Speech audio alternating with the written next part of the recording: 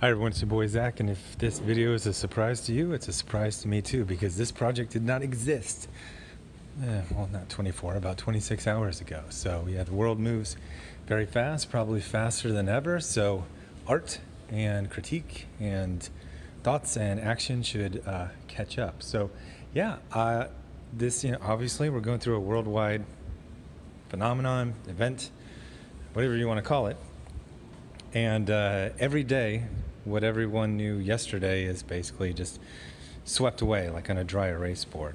Maybe a little bit of remnants where you didn't quite get all the lettering. But I have a new project.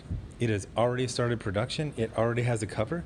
It already has a first page, and it has an Indiegogo campaign, and we are heading off. So this is PANdemIC. This is about the world we're living in. And figuring it out while it is changing. So this is going to be a very unique project.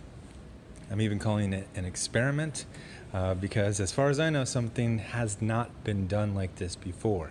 This is you can probably call it science fiction or social fiction, reacting to an event as it is happening, as it is evolving or devolving.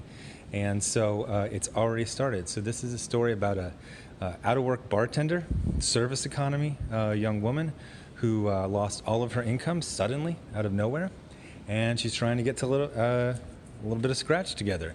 So you know how the gig economy works. She's worked a whole bunch of places. She sees these empty, streets of New York City, Manhattan, and Brooklyn, and she goes, I remember that one company I worked at last year. It was the weirdest thing. I never could really understand what they did. And it was the only place I've ever been where there was no security cameras at all. So she says, that's probably a good place to hit up. So she has a very simple thought. She can probably go there. She knows the patterns of the security guard who used to always hit on her. She knows he's lazy. She knows he takes hour-long smoke breaks. So she heads off, and she sneaks in, and it is just the easiest caper ever. She's grabbing petty cash. She's grabbing expensive laptops. And then she gets her eye on a very, very nice big screen monitor in the boardroom. So she goes in, and then in a building that's supposed to be empty, or in a office, in a building, in a whole section of town, Wall Street, that's supposed to be absolutely empty today, the entire board of directors of this mysterious corporation, where she never really understood what they even did, they come in. And then while hiding, she hears everything about everything that's going on right now. And then she is discovered and escapes. And now she has to deal with a couple of things. Number one, she's in an event that she barely understands, where she just got more information than anyone on earth except for those people in the room. And now she's got a way to figure out what to do with that information while not being killed, and perhaps even more seriously, not being discredited. So it's already started. We got the cover art, which is being colored right now. It should be the colored version should be up tonight.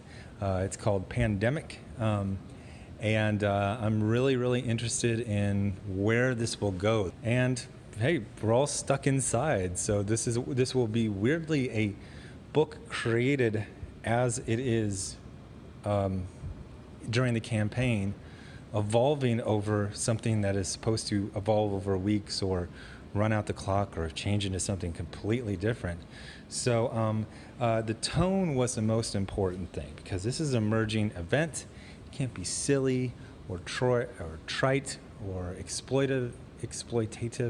So I believe I found a way in which you can discuss things, and that's what I like to do, is discuss things. I feel like over the last few years, discussion, debate, discourse has been taken off the table. You're not allowed to ask questions, and I'm going to ask some questions. And then it'll be an interesting thing to hear experts, hear medical experts, people in politics, military, law enforcement, big business, science, whoever wants to share some cool information with me that might help hone where the story is going. I pretty much know where it's going. I'm writing it Larry Hama style, which is basically you start on page 1 and you end on the end page, and you learn the story as it's growing, as it's evolving, as you're making it. Actually, in a kind of like nervous way. A lot of people, were you nervous when Expendables launched? Not really. Were you nervous when, jawbreakers? Not really. I mean, this is, I'm trying to think, what's that analogy? It's not jumping without a parachute, but I got a bunch of nylon, some silk, some thread, a harness, and the idea is, to sew it on the way down. So go check it out.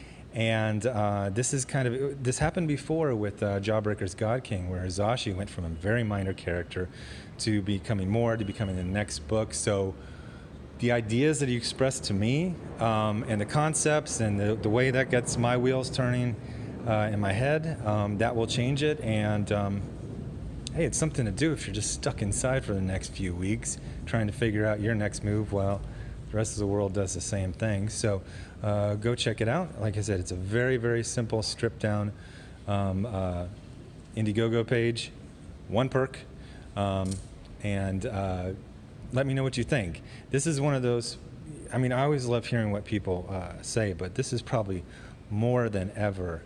I want to hear everyone's take on this, their thoughts on it. In addition to that, due to the sensitive nature of this will not be, the old classic, at least the crowdfunding of the last, few years. This campaign might stop at any time, just stop as in, we're done, we're not taking any more orders.